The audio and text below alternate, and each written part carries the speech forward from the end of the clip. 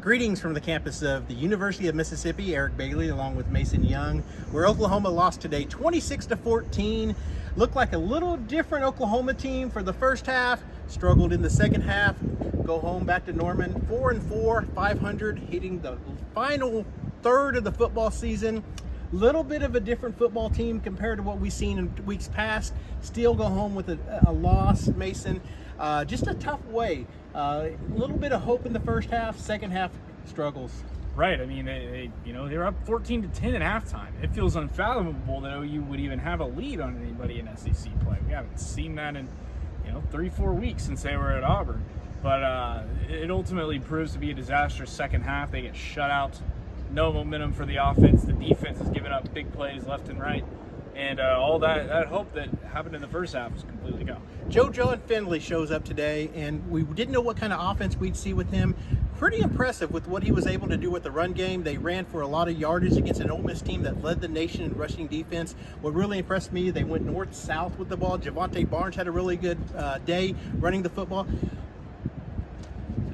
Jackson Arnold really looked good running the ball. He had over 100 rushing yards, but when you count in 10 sacks, it ended up being a little under 40 rushing yards. The offensive line struggled again at times, allowing the sacks. Jacob Sexton goes down with an injury, and it really seemed like the offensive line struggled with his departure. Yeah, absolutely. I mean, they weren't the same. They didn't have the kind of juice that they had when they had those 2 touchdown drives in the first half. How about those plays by Jackson Arnold, right? I mean, the ball to Bauer Sharp in the back of the end zone for the first score, and then he evades a sack to hit Jacob Jordan for a score later in the half, right before halftime. Really great 2-minute drill.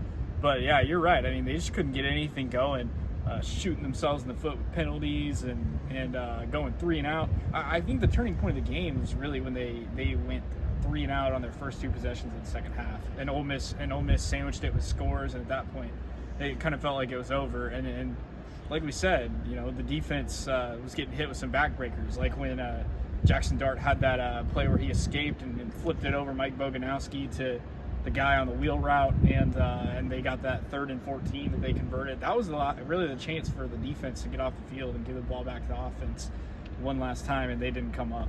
One last thing about the good news, Oklahoma did play complimentary football at the end of the first half. Last 4 minutes, big 4th and 1 stop. Ethan Downs with a great play on a reverse on 4th and 1 from the 5. Oklahoma takes over. Great 2-minute drill. 13-play drive, 92 yards. 13-play, 92 yards, ending with Jacob Jordan, the name we're going to learn at this last part of the season. First touchdown reception, 9-yard pass with 6 seconds to go in the first half. Oklahoma took a 14-10 lead into intermission. Great play, but they weren't able to build upon it. Second half, Oklahoma just could not get anything going offensively, held scoreless. You talked about the back-breaking plays on defense. Now they have to regroup. They got Maine coming to town, and it's almost a way you look at it as a win. It should be a win. But Oklahoma just needs to concentrate on fine-tuning what they need to do going into Maine week. Yeah, I mean, we were literally talking about it last week. Maine beat a ranked team in FCS, beat number 5 Villanova 35-7. So, maybe you can't count out the Black Bears in this one. As crazy as that sounds. So, OU's got their work cut out for them, making sure they don't embarrass themselves in that game. And then, obviously still some big-time matchups down the road with Alabama, with Missouri, with LSU on the horizon. So, but hopefully maybe this team found something, at least a little bit of something with the offense they ran today, and the defense can clean some of that stuff up, and they can pull off a major upset or 2 here down the stretch. Well, thanks for watching. Great atmosphere here in Oxford. 67,926, a school record, a stadium record for a football game here. So it was a great atmosphere. It's been fun. So keep up with us on TulsaWorld.com. Read myself, read Mason Young, read Barry Tremble for all your coverage of Oklahoma football. TulsaWorld.com.